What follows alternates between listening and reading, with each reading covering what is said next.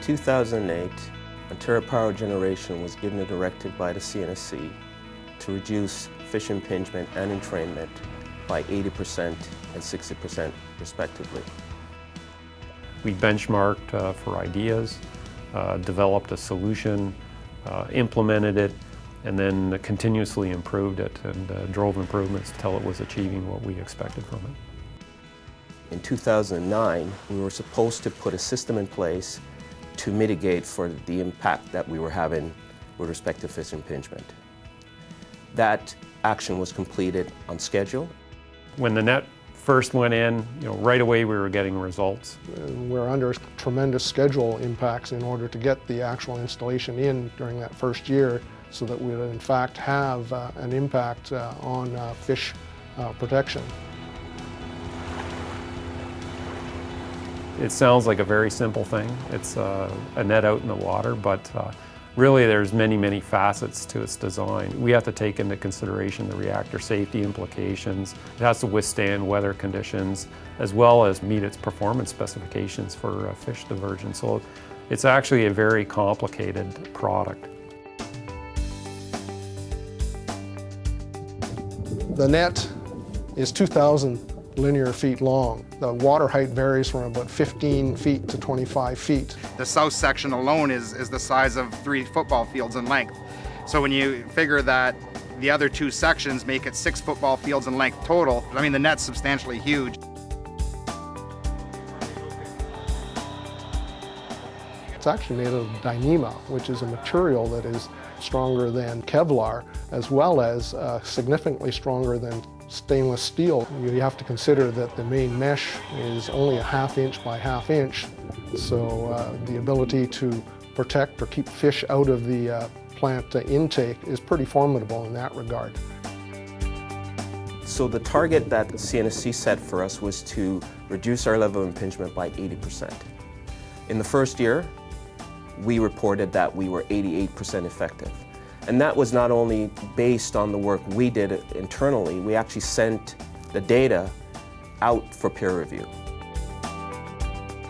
The bin monitoring program requires a great deal of coordination between operations to remove the bin and the fish counters. Depending on the number of fish, the fish counters count all of them or a subset and then prorate. The fish are counted, logged, photographed, weighed, and the information is compiled to a database. We've seen a dramatic reduction in all species with the exception of northern pike.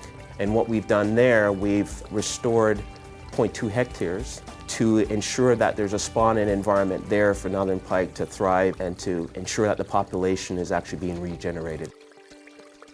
The work we've done in terms of biodiversity overall, we feel that we have supported enough projects to mitigate for any effects that we may have due to entrainment, which our fish diversion system is not able to mitigate for.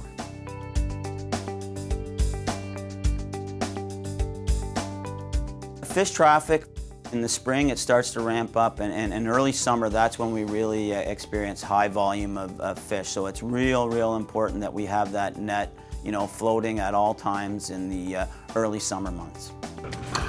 Ready to go? Do you want the hook? In the winter months, the fish traffic is way down. So it just makes sense to take that net out in the winter when fish traffic is way down, take it to Wesleyville, get it overhauled completely so that come the spring, when the fish traffic's back up, we've got a great net to install it and ensure we stop fish. There's quite a large algae plume that occurs every single year on Lake Ontario, and this happens to be the heart of the area that algae plume occurs in, and this net is quite susceptible to algae loading.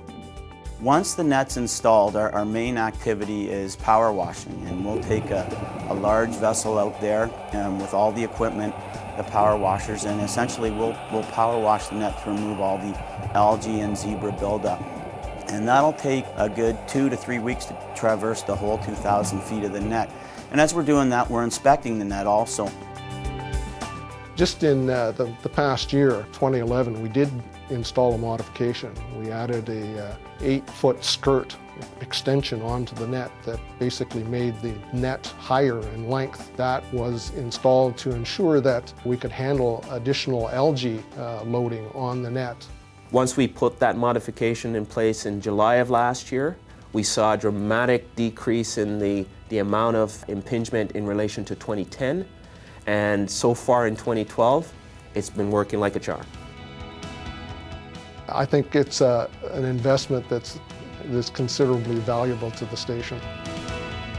It's a real success for the company, and it shows our commitment to the environment as well. It's part of our stewardship, it's part of our compliance, and of course it's important to the environment and to the public. To date, the net is performing very well. It's actually exceeding the directive and the expectations that was set out for us by the CNSC.